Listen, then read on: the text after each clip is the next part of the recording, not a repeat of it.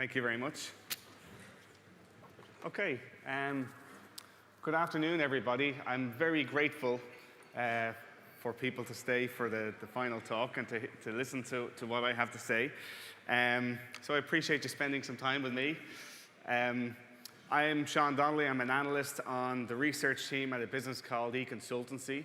And what we do is kind of advisory and best practice and training around all areas of marketing, in particular digital marketing. And we kind of look to try and marry what's happening with technology with what's happening with marketing and brands. So we're going to have a little bit of a marketing inflection in terms of what we're going to talk a little bit about today.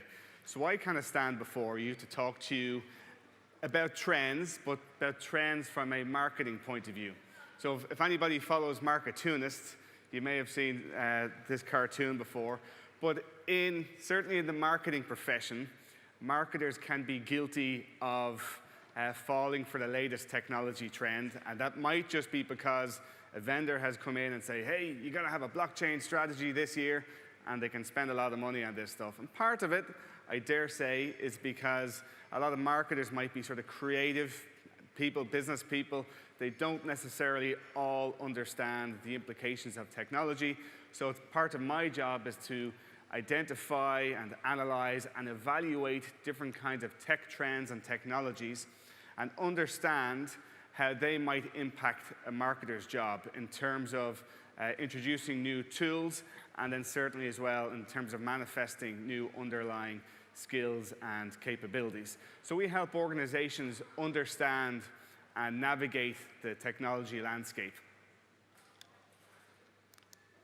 So we're on the cusp of innovation in terms of a whole load of technologies that I heard different people speaking about today. So I mentioned blockchain a moment ago, but then we've also got 3D printing, Internet of Things, of course, wearables, and they're all kind of fascinating subjects in their own right, but let's try and investigate maybe what some of these things mean in terms of how they might impact marketing or commercial organizations. If I can get you to think about one thing, if you don't think of yourself as a marketer, if we can align ourselves around the idea that the purpose of a business is to identify and serve a customer, then we can see that the main two activities of a business or an organization are innovation in terms of creating some kind of product or service, and then marketing in terms of distributing that product or service and communicating the benefits of it. So if you can kind of keep those ideas in your head about your own organization, then we can kind of think of ourselves as either we're all marketers or we all have a value proposition or something to add in terms of the marketing activity. It is not just a communications activity that's kind of that a department in the corner does. So first thing we'll look at is virtual reality. So a couple of people have mentioned virtual reality so far today, and kind of the promise of virtual reality is that it erases borders between the physical and the digital. But actually, what we call virtual reality is that we can actually categorize it into a number of different things. So let's try and break some of these things down in terms of what they are. So we've got augmented reality, which overlays digital information. It could be text or sounds on the real world. So in that sense, we might say that it enhances reality. And for anybody who ever played Pokemon Go, it's kind of like a trailer for where augmented reality could go. But we shouldn't confuse it with virtual reality. So whereas augmented reality is designed to enhance reality, virtual reality kind of takes us away from reality. It actually has nothing got to do with reality at all. It's about sort of escaping reality. So anybody who was ever familiar with Second Life back in the day will know about virtual reality. But then we've also got these different kind of virtual reality headsets that we'll mention in a moment that all of the big technology companies have spent a lot of money on. And then we have, extended or mixed reality, where we kind of have this sort of spectrum of experiences that kind of blurs the line between digital and reality. So where we can kind of immerse ourselves in different kind of visuals, sound, perhaps haptic feedback, wearing kind of gloves where we can get kind of sensory kind of stuff, olfactory senses.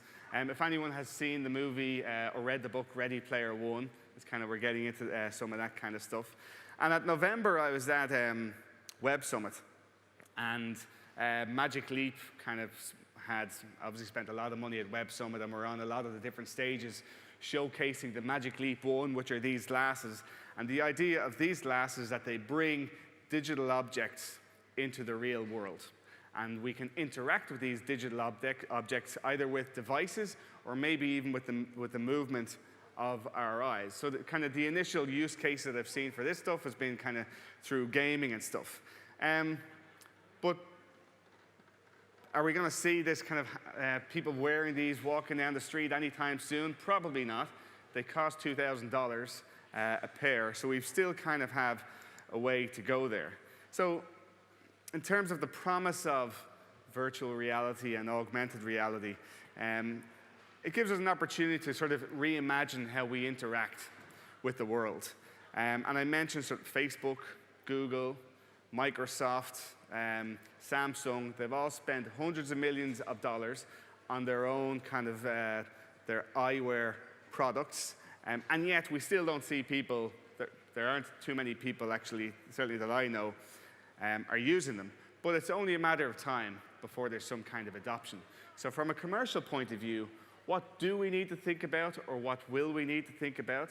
Well, there are things certainly around creating content for some of these experiences. We need to think about sort of the applications, what are the actual use cases for our business. And I think it was Simon was on earlier on, and he was kind of talking about user experience. So can these actually add to the user experience of our business or not? And then there are kind of applications, and there's all sorts of applications around this stuff that maybe don't sit in the consumer space. So we've got health, education, gaming, engineering, and Jacob from the Met Office earlier on was talking about kind of training meteorologists, that there's a really compelling use case there for that. So this guy here, his name is Rish Mitra, and I heard him speak at Web Summit in November, and he was talking about how the internet will be transformed into an augmented reality medium. And I was kind of skeptical before I went to his talk about this stuff, and you can probably tell that I'm skeptical. And he was talking about augmented reality. There's an opportunity to augment everything with different kinds of information. And he talked about experiments with companies like Uniqlo, with sort of this magic mirror app where you can try on a shirt, and then instead of trying on different colors, you can just press a button or press the actual mirror, and you can see what the shirt will look like in different colors. Or you've got Ray-Ban, where you can pretend to try on all sorts of different glasses without damaging the glasses that are on the stand. And then he talked about this sort of overlaying sort of digital information on the real world. And he talked about, I was kind of thinking, well, actually, this is concerning, because again, I go back to this sort of Ready Player One example. I love sci-fi. And there's a scene in the movie, I can't remember if it's in the book, where the bad guy talks about, well, we can saturate a person's field of view with about 80% ads before they'll have an epileptic seizure. So there's a genuine consideration that we need to think about there. Should we start to adopt things like augmented reality? So we kind of need to be in control of this so that the world doesn't turn into an advertising medium. Like, imagine living in Piccadilly Circus the whole time. Like, that would be crazy. So I was completely sold the dream. I thought, okay, there's a real application for this. This is good. And a month after I heard them speak, they went bust. They had burned through something like $120 million of funding. So it turns out, well, one, I was speaking to somebody from Amazon Web Services earlier on. I'm not too sure if he's still here. I can't see him. And he said, the real world actually has a lot going for it. We don't need to get into this stuff too soon. So I mentioned all this investment in terms of this kind of technology. But we haven't embraced it, and there are a number of different reasons for it. It's plagued by, I mentioned the Magic Leap glasses, high cost of hardware. They cost about $2,000. People complain of motion sickness, having some of these things on. There's also kind of a lack of content and perhaps a lack of kind of real commercial use cases for us. And then as well, Mark Stileman from Ordnance Survey was on earlier on, and he mentioned also we need to think about computing power and 5G, which are also limitations of this. So perhaps we're actually years away of augmented reality becoming a ubiquitous thing. And yet, at the Consumer Electronics Show in January, there were, out of the thousands of companies that were there were dozens who were selling or promoting augmented reality glasses. Now, a lot of these things had to do with kind of different kinds of engineering use cases, but there were some consumer ones as well. So these glasses are called focals, and you can see they have on the right lens, they can overlay information, pretty basic stuff, temperature, directions. They've also got Amazon Alexa is integrated, so you can talk to them and they can talk back. But really, there's this kind of tiny field of vision. And we spoke to the founder, actually, and even he said, look, we're actually years away from mass kind of adoption of this stuff. And they're already kind of working on their roadmap in terms of kind of further iterations of this. Then we get to voice interfaces. So there's computing interfaces are evolving from, we've already gone from keywords to, or some keyboards, to smartphones and to touch devices. But now we're also getting through to voice. So perhaps voice is a new paradigm for human-computer interaction. Why? Well, evangelists say, well, voice is innate in us. It's an easy way to interact. There's a very low barrier to entry. We don't need to learn keyboard skills or where different things are. And I spoke to somebody earlier on who told me that the most valuable thing that they learned in school was how to type. But actually voice, we can kind of bypass all of that. And if we think about kind of voice, well, in one corner we've got Amazon Alexa, or the Echo device. You may have one of them at home. That's been around since about 2014. And in the other corner, we have Google Home device and virtual assistant, which has been around since around 2016. And there's this kind of competition to be the go-to voice companion. And I mentioned the Consumer Electronics Show, so there's big competition between these guys there in January. And Amazon announced at the Electronics Show that they had sold 100 million Alexa devices. So that sounded great. But then, not to be outdone, Google came out and said, well, actually, by the end of January, we will have the Google Assistant installed on 1 billion devices. And that's part of that, of course, is that they have access to Android phones. So, and we probably, whether you've used it or not, you probably have the Assistant on your phone if you have an Amazon phone. But this year, we're kind of starting to see these voice assistants being integrated into all sorts of other things. Thermostats. Nick from Bosch was here earlier on, and somebody asked him a question about, how do I actually figure out how to use my washing machine? Well, maybe we can see these things in kind of washing machines, dishwashers, and so on. And so I think Alexa, they both announced kind of partnerships with some of these kind of utility companies.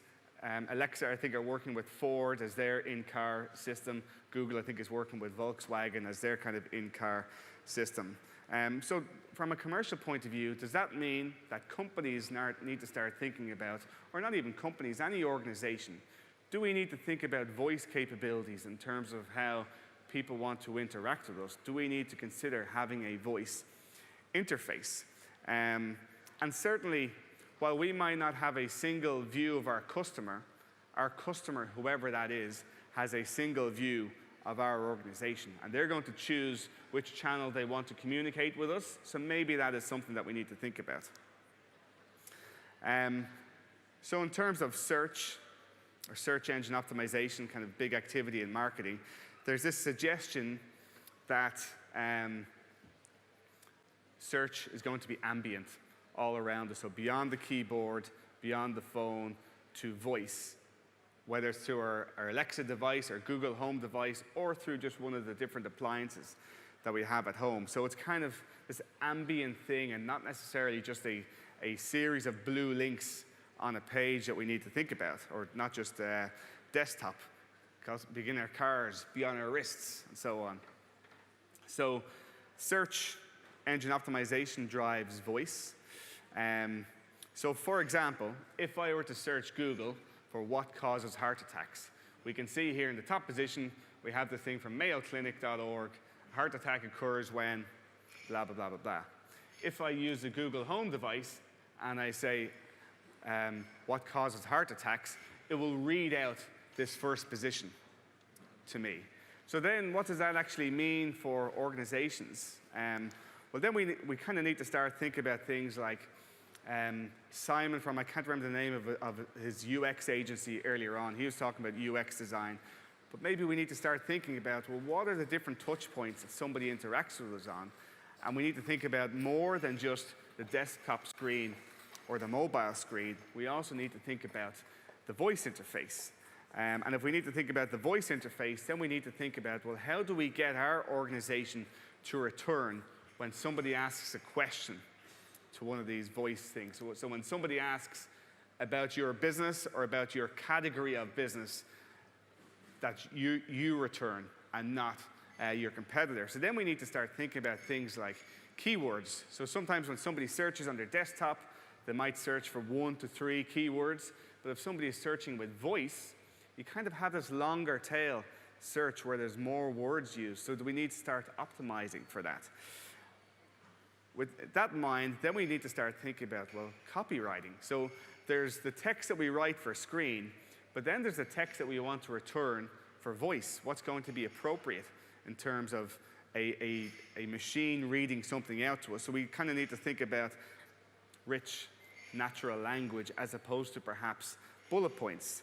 From a customer service point of view, maybe there are things we can do. We can say to our customer service colleagues, what are the common questions that our customers ask us? And can we document the most used words or the most used questions when somebody gets in touch with us? So then we can start to create the content, voice content, specifically for those things.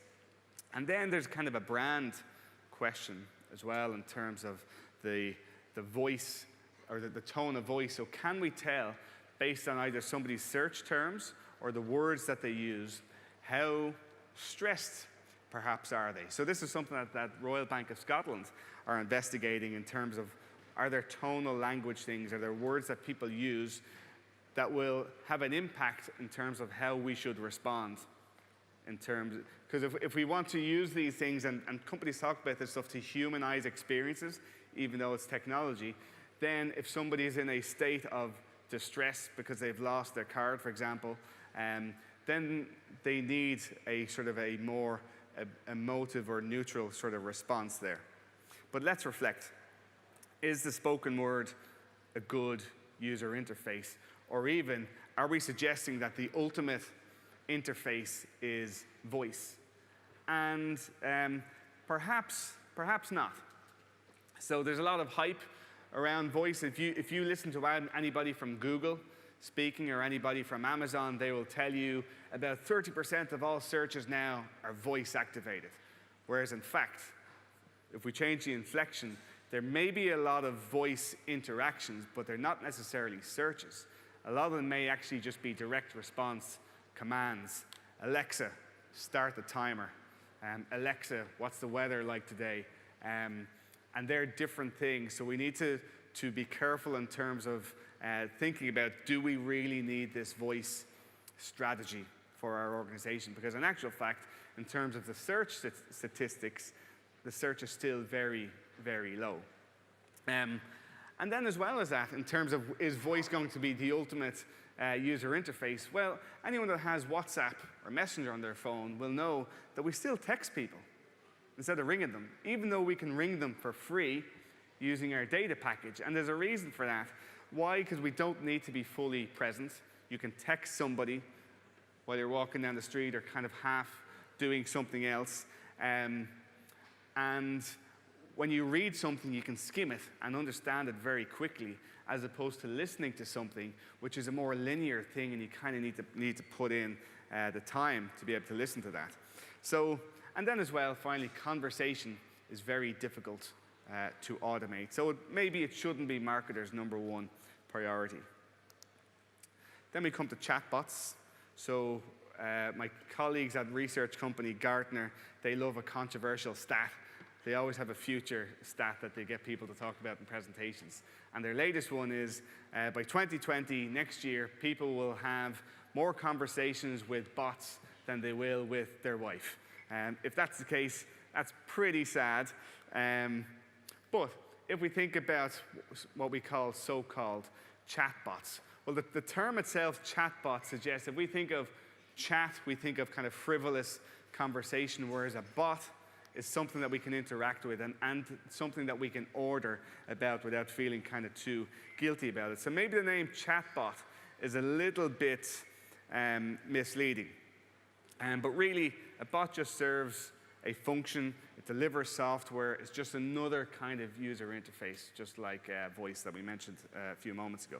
So if we can define it, it's just an automated computer program that kind of streamlines interactions with people and can provide kind of personalized interactions in a way that maybe websites don't.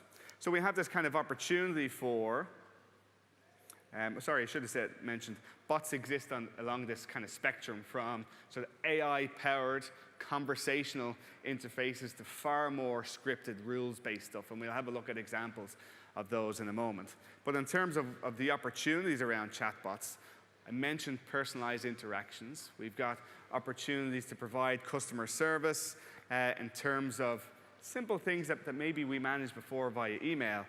Receipts, returns, instructions, washing instructions if I buy new clothes, for example, facilitate regular transactions, things that I buy regularly. And we mentioned this kind of spectrum. So on the scripted end, we've got bots that kind of follow a decision tree with kind of defined questions and answers. So an example of that is the Transport for London travel bot. Very simple. You can say, I'm at this bus stop, this is where I need to go, and it will say, well, the next bus will come in a few minutes' time. Very simple stuff. But then we've got examples of KLM that has some fairly sophisticated AI behind their bot. So KLM, the Dutch airline, renowned in terms of its approach to social media. So back in, I think, around 2010, when Met Office people will know this, when we had the ash cloud situation, and a lot of flights were grounded and so on, and KLM, they realized people weren't getting in touch via the phone or via the channels that they were meant to get in touch by. They're getting in touch on Facebook and Twitter. So they rolled up their sleeves and said, right, let's take this in shifts to respond to this stuff. And since then, they've kind of scaled up, and they now have this social media team of, I think, about 300 people covering 30 different languages in a number of different locations. And they kind of cater to about 180,000 messages per day. And they acknowledge, as much as we might like somebody to download the KLM app and interact with us the KLM way, people just choose to interact whatever way they want. So what they do now is they interact with people via Messenger and WhatsApp, and in China, WeChat, and so on. And they use these messaging apps for basic things like managing booking details, flight confirmations, gate confirmations, and so on.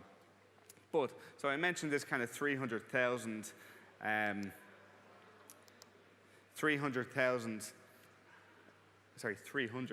not 300,000 people. So they've got 300 people managing social media, but they can't keep scaling that indefinitely. And the more that people you start to use, or not start to use, but continue to use WhatsApp and Messenger and so on, as fast as KLM try to be, people just expect faster and faster and faster. If they've left their iPad in the seat pocket in the plane, they don't want to wait 24 hours for a response. If they're still in the airport, they want a response within 5 or 10 minutes. So what they've started to do is to try and capture data from all of these different interactions via their CRM. So all the data from all these different touch points into their CRM, so that they can support agents with suggested answers. So if somebody gets in touch and has a question, the AI will say, here's what we think is the answer. can we share this answer? And the agent can say yes or no. So it kind of speeds up this activity. And over time, of course, the AI technologies that they're using, of course, learns and gets better and better, and they can have more and more personalized interactions with people. So in this sense, instead of taking away from what the agent does, it in fact augments the value that the agent can bring to the situation. And they can, of course, handle a greater volume then of queries. They can respond more quickly. They can provide a more personalized approach.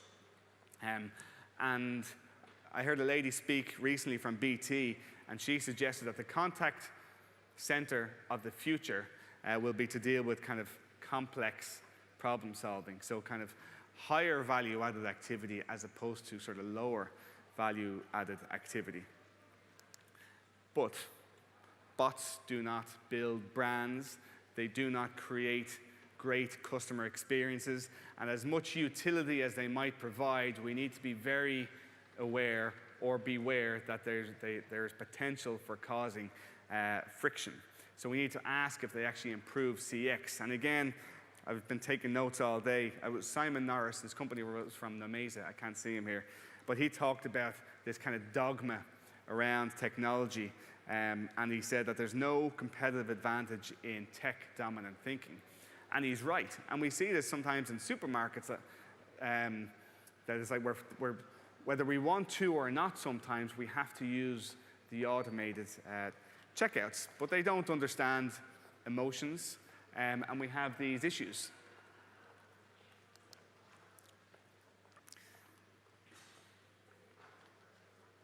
So we get to artificial intelligence, and of course, augmented reality, voice interfaces, bot interfaces, they're all actually just subsets of AI. And of course, the topic of AI is mired in hype. Somebody said earlier on, it's sort of from utopian fantasies to sort of existential risk at the other end of that scale. But in practice, there's the AI of the movies, and then we have the far more narrowly defined, task-focused AI. It's a bit like data. It's big data. It's not a thing that necessarily exists in isolation. In fact, the two things very much go hand in hand. And from a commercial point of view, AI is going to permeate all aspects of business and certainly of marketing. There's not going to be a chief AI officer, but in many business functions, AI is already there, just that people might not necessarily call it AI. And by the way, I've noticed that a lot of the big technology vendors, they all have their own AI product, and it costs more when they call it AI, but it's not always AI, but it sounds good. So in terms of the narrowly defined AI, what's it do? Well, actually, everybody has talked about this today, just data, analysis of data, because humans are not good at assimilating data, or certainly not large amounts of data, whereas machines are. Large amounts of structured and unstructured data via campaigns and different kinds of customer interactions that people have. And it can be used for things like personalized recommendations, and we see this if anybody kind of buys things on Amazon and so on. Advertising, optimization. I think it was IBM about two years ago turned over all of their display advertising to IBM Watson, and that just manages that stuff now. Customizing emails, we'll see an example of that in a few minutes. And then, as we mentioned, customer service, so AI to power chatbots and voice interfaces. A really nice example that I'd like to use. It was St. Patrick's Day last week, and you might be aware that on St. Patrick's Day, people drink beer, and you may have observed that I have an Irish accent. So I like this example. So this is a company called Intelligent X, and it's basically brewing beer via AI. It sounds gimmicky, but actually it's quite interesting. So this idea is you've got this kind of self-improving beer recipe. So it works via an AI will generate a recipe for beer that will go to the brewer, who will assess the recipe and refine the recipe and feed it back into the AI. And so the cycle continues until the brewer is happy with the beer that has been created. So then what happens is they've now created 4 standard kinds of beer, 4 different categories.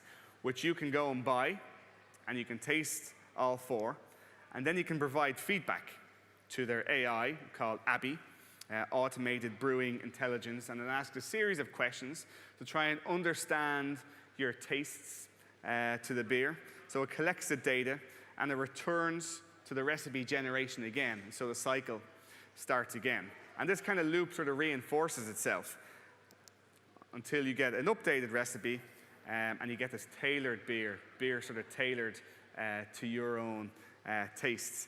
And in terms of all these different technologies, again, just in terms of me writing my notes, Mark Stileman from Ordnance Survey earlier on, he used a quote from Tobler where he said, everything is related to everything else. So in fact, these aren't all discrete trends. They kind of all sort of work together. So in terms of my top 5 things to think about, in at number 5, we can't predict the future. So at a lot of technology conferences, there are now people who are identified as futurists, and they do great presentations. But we can't predict the future. We can observe kind of what's happening, and we can make forecasts, but we can't really predict it.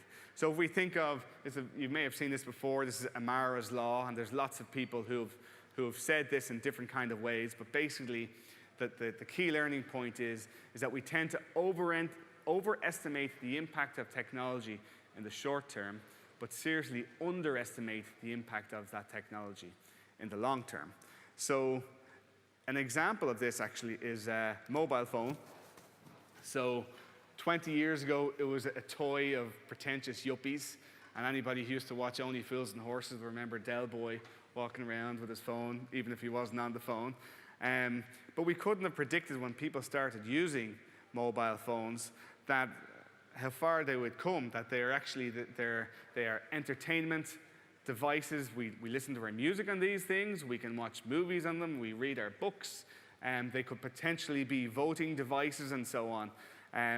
So the analogy is that we can't really foresee how sort of technology is going to go. So we need to beware of ridiculing tech as well. So as much as I may have said, listen, maybe with augmented reality and virtual reality and so on, they're not there just yet, certainly from a marketing point of view. That doesn't mean we should forget about them entirely. They're actually just tentative outings of technology that has the potential to impact our lives, our organizations, our sectors, and so on.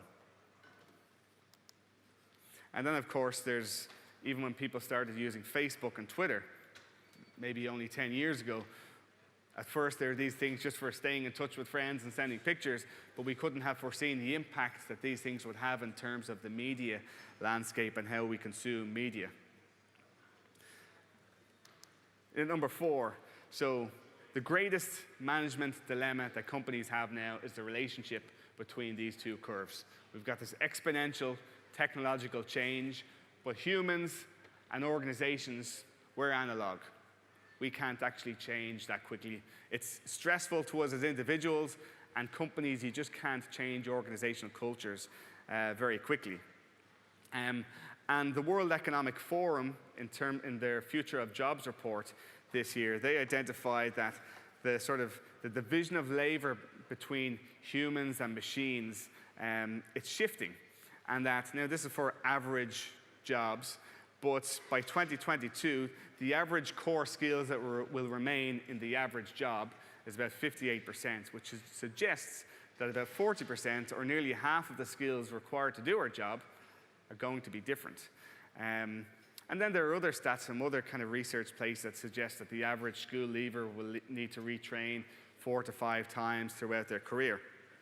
So the learning is there that humanity is going to change more in the next 20 years than perhaps in the last 50 years. The only inoculation that we have against this is to be open to learning. And it kind of sounds a little bit trite, because you go to a lot of conferences and people say, you got to focus on learning and development. But if we change the inflection of that, instead of focusing on, if you don't focus on learning, you will be unemployed, actually, let's turn it around and look at the value. We can say, if we focus on learning and development, then our job gets easier. Hopefully we'll get promoted and we'll get paid more. So it's a different kind of way to think about things. Good news is that the same technology that is disrupting our businesses and our jobs and our lives and so on is also actually providing some of the solutions in terms of learning and development. So whereas in the past we had these fixed sources of learning via schools and libraries and encyclopedias, now we have these distributed sources of learning that anybody can access. And they're not limited by scale or geography. And this kind of opens up the opportunity for personalized learning journeys, and then also kind of so-called just-in-time learning. So maybe we don't need to go and do a 4-year degree or a new master's. Maybe there's a MOOC or a massive online open course that takes 2 or 3 months, and you go, I'll do that, and then I'll learn what I need to get over this thing that I need to get over right now. So we kind of have this more fluid approach to learning. And then we have these access to experts as well. So my background is in academia, so I would never knock academia. It gives us the fundamentals in terms of theory that we can hold on to for our entire career. But sometimes we might have, academia can be slow to catch up on certain things, but there might be experts out there, and social media and YouTube and so on gives us access to some of these guys. In at number 2, the first time I think the term technological unemployment was used was back in the 1920s. So this has kind of been a recurring theme. But here's a nice quote that I read the other day. If machines read all of the books ever written about philosophy, would that make them philosophers? No. They'd know all the words, but they wouldn't be able to comprehend. So that means, as humans, we kind of need to move up the food chain and focus on what we can do and machines can't do. So there's like political intelligence, emotional intelligence, social intelligence, left brain, right brain activities. So we focus on kind of creativity, design thinking, storytelling, critical thinking, things that computers just cannot do. And this is actually reflected again in the Future of Skills report by the World Economic Forum. So we need to think about, well, what cannot be digitized? Because anything that can be turned into a process and automated will be. But things that won't be able to be automated, ethics, leadership, complex problem solving, values, and so on. And then finally, to number 1, we did a piece of research that we published about a month or 2 ago. Now, this focused on marketers. We call the skills of the modern marketer. And we interviewed senior marketers from all over the world. And I asked them, I said, what are the top 3 skills that you think marketers need to be successful in their careers? And a really interesting observation was they kept on saying things like they need to be able to embrace change, they need to be open to learning, they need to be curious. And I thought, these aren't actually skills, but far be it for me to interrupt them and correct them. I just let them talk. And we've come to this conclusion that actually our future careers, certainly for marketers, what we actually need to focus on is our mindset. Skills come afterwards.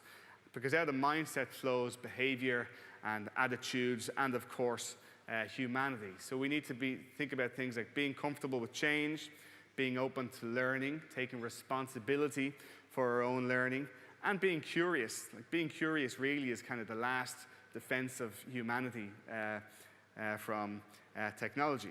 So big learning from that is, 1, skills can go out of date very quickly. So we need to focus on mindset. And 2, actually maybe we should hire for mindset and not for skills. And that kind of changes the inflection there. And if I can leave you with one thing, instead of that sort of focus on learning and development or you will become unemployed, it's actually reimagine your future. So think about what you want in the future. So at a minimum, we need to be competent, but that is changing all the time. Colonel Chris Hadfield spoke at our Festival of Marketing 2 years ago, and he said, the relentless pursuit of improvement is the key to success. And we kind of need to live on the edge of our capabilities. And in terms of quantifying that, he said, spend 5 to 10% of your time thinking about what could be, what things could impact your role, your organization, your sector Focus on those things. And always be on the lookout for the next thing that can kill you. That's his thing. Obviously, we're not up in space in the International Space Station. We don't need to worry about something killing us, but we do need to worry about something making us unemployed. So thank you very much. And if you have any questions, I welcome them.